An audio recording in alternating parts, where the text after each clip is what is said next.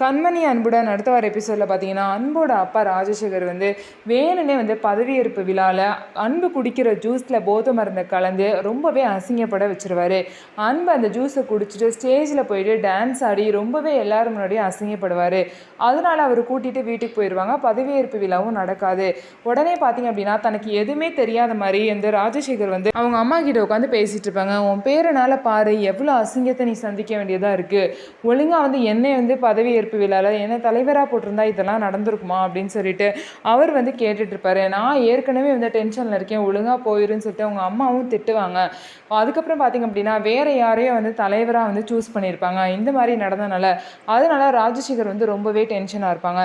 இன்னொரு சைடு அன்பும் கண்மணியும் சேர்ந்து யார் இந்த மாதிரி அன்பை குடிக்க வச்சிருப்பா, யார் இதுக்கு பின்னாடி இருக்கா அப்படின்னு சொல்லிட்டு ரொம்பவே தீவிரமாக தேடிட்டு இருக்காங்க. இந்த மாதிரி அன்போட அப்பா தான் அதுக்கு பின்னாடி இருக்காங்க அப்படின்னா ரொம்பவே இவரை சீப்பாக நினைப்பாங்க. தான் பையன் கூட போட்டி போடுறாரு ஒரு அப்பா அப்படின்னு சொல்லி அவங்களுக்கு தெரிய வந்துச்சு அப்படின்னா ராஜசேகரோட நிலைமை என்ன ஆகும் அப்படிங்கிறத பொறுத்திருந்து பார்க்கலாம். நம்ம வீடியோ உங்களுக்கு பிடிச்சிருந்தா நம்ம வீடியோ லைக் பண்ணிக்கோங்க. அதுக்கப்புறம் மறக்காமல் நம்மளோட சேனலை சப்ஸ்கிரைப் அண்ட் ஹைப் பண்ணிவிட்டு பாருங்கள்.